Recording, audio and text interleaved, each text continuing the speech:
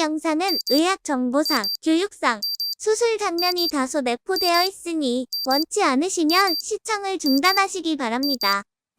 안녕하세요. 닥터 꼬집입니다. 저희 병원에는 내 치아 지키기 프로젝트를 하고 있어서 그런지 몰라도 치아를 살리기 위해서 오시는 분들이 굉장히 많이 있으신데, 그런 환자분들 중에서 절반 이상은 실은 살리는 치료를 해서 진짜 살려드리고 있고요. 그렇지 않고 꼭 발치를 해야 되는 케이스 같은 경우에는 괜히 살리는 치료를 해봤자 비용만 들이고 헛수고만 하시고 결국에는 뽑고 임플란트 가시는 거를 몇 년 후에 해야 되기 때문에 과감하게 임플란트 하셔야 되는 분들한테는 바로 발치 임플란트를 권유를 해드리고 수술을 많이 시행을 하고 있는데요. 발치 임플란트로 가는 경우가 속상하긴 하지만 그런 이유에 대해서 분명히 인지를 하시고 다른 치아들이 그렇게 가지 않도록 관심을 갖는다고 하면은 조금 좋을 것 같아요. 그래서 이 케이스를 보면서 이게 이 부분에는 우리가 신경을 못 썼는데 한번 신경을 쓰면 좋겠구나 라는 게 느껴지실 거거든요. 한번 꼬집어 보도록 하겠습니다. 발치할 때 그 앞에 있는 치아의 잇몸 치료를 하지 않으면 어떻게 될까라고 했는데, 잇몸 치료라는 거 자체가 여러 종류의 치료 방법이 있어요. 제 영상을 많이 보신 분들은 뭐 스케일링이 있을 테고, 마취하고 잇몸 밑에 있는 세균막을 제거하는 게 큐레티지가 있을 테고, 그리고 이제 잇몸을 열어서 청소를 하는 플레보피 이런 게 있을 텐데, 실은 잇몸 치료라고 할 수도 있고, 저는 이제 좀 심각성을 환자분들이 인지를 하기 위해서 세균막 제거라고 하고 싶어요. 뽑아야 되는 치아는 뽑는 게 맞는데, 뽑지 않아야 될 치아는 반드시 세균막 제거를 해줌으로 인해서 수명을 늘리는 그런 살리는 술식을 같이 해줘야 오래 쓸 수가 있다 라고 이제 정리를 하고 싶고, 실제로 발치와 보존술이랑 플레보피를 같이 병행한 케이스를 보고 설명을 해볼게요.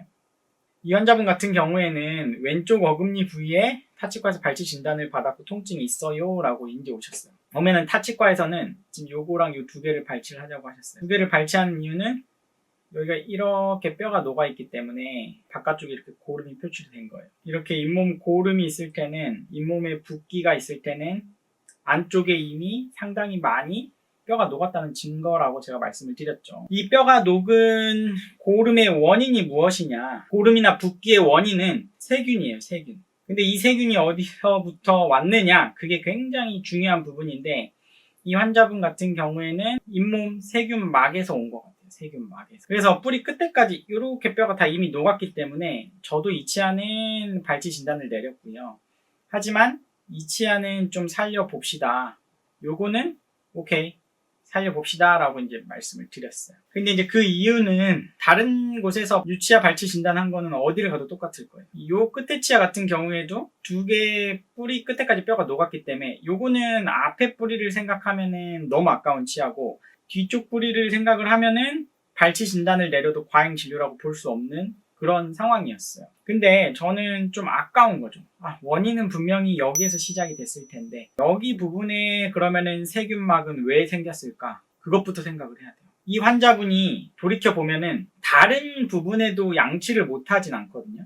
다른 부분의 반대편 보면은 괜찮아요. 잇몸 상태가 괜찮은데 그러면 이쪽만 양치를 못했을까요? 그렇지 않다고요. 그러면 이쪽만 양치를 안 한 경우가 아닌데 왜 여기만 세균들이 막을 쳤을까요? 과거로 이제 자료가 없기는 하지만 분명히 과거에 여기에 사랑니가 누워서 있었을 거예요. 사랑니. 이쪽 부분에 사랑니가 있었는데 여기에 이제 음식물이 끼다 보니까 사랑니 발치를 했는데, 이 사랑니를 발치를 할 때 음식물이 꼈으면 사랑니가 썩었겠죠. 근데 사랑니가 썩을 정도로 음식물이 꼈다 그러면 이 치아 뒷면도 썩든가 아니면 세균들이 막을 치는 거예요. 그 상황에 사랑니를 발치를 할 때, 그래서 중요한 게 제가 많은 영상에서 말씀을 드렸는데 사랑니 발치를 잘하는 치과는 되게 많거든요. 근데 사랑니 발치를 할 때 그 앞에 치아, 그 앞 치아를 청소해주는 곳에 가셔서 발치하셔야 된다고 엄청 강조를 했죠. 그 이유가 이것 때문이에요.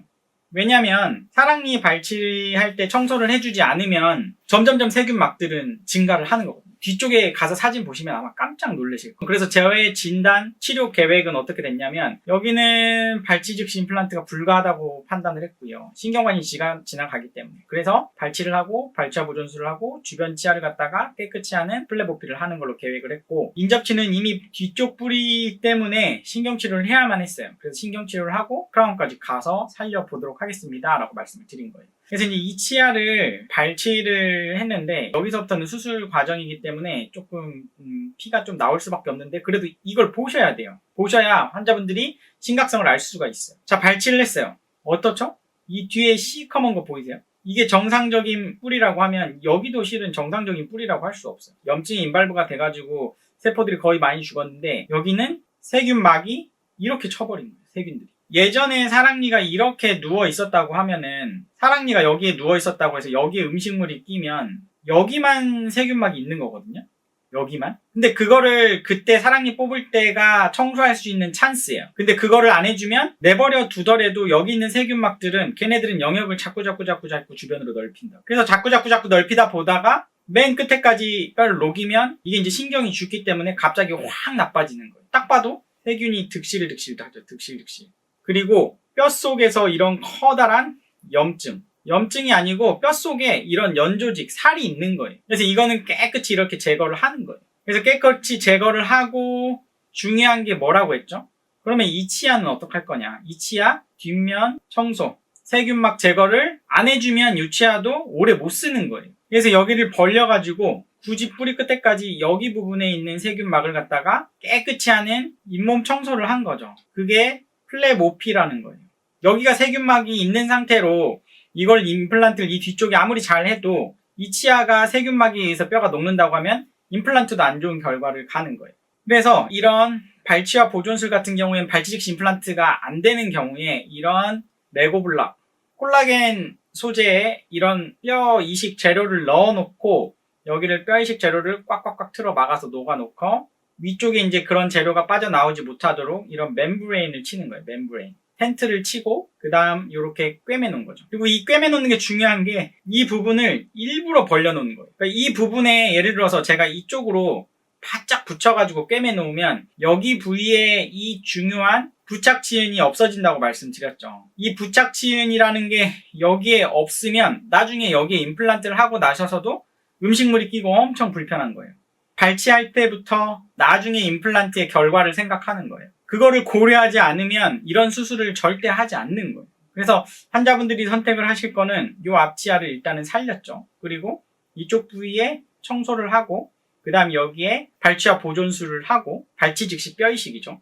그렇게 하고 난 다음에 한 달만 지나도 이렇게 잇몸이 깨끗이, 그때 이렇게 벌려져 있던 이 잇몸이 이렇게 깨끗하게 잇몸이 찬 거를 볼 수가 있어요. 이 앞치아 같은 경우에는 이제 신경치료를 신경관을다 찾아서 하고 반드시 러버댐을 걸고 해야 된다고 말씀을 드렸죠. 신경치료. 그렇게 한 다음에 여기는 크라운을 씌워줬고 여기는 이제 뼈 이식을 했고 여기 이제 뼈가 성숙이 되면 이 부분에 임플란트해서 이렇게 완성을 해주면 끝나는 거죠. 여기 두 개 발치할 뻔했던 치아를 한 개는 살려서 치료를 했고 하나는 좋은 임플란트 결과, 부착 치은까지 보존이 된 임플란트를 하기로 한 분이세요. 그래서 여러분들이 생각을 할 게 뭐냐? 아, 사랑니 뽑을 때 이 부분에 청소를 못 해줘가지고 내가 결국엔 이 치아를 상실을 할 수밖에 없네, 발치를 할 수밖에 없다. 아, 그러면 거기에서 절망하지 마시고 다른 치아가 그러면 어떻게 하면 이렇게 안 될까? 다른 치아 생각을 하셔야 되세요. 이 발치하는 거는 임플란트의 좋은 결과를 끄집어내기 위해서 발치와 보존술을 하고 부착치인이 되는 좋은 잇몸을 가진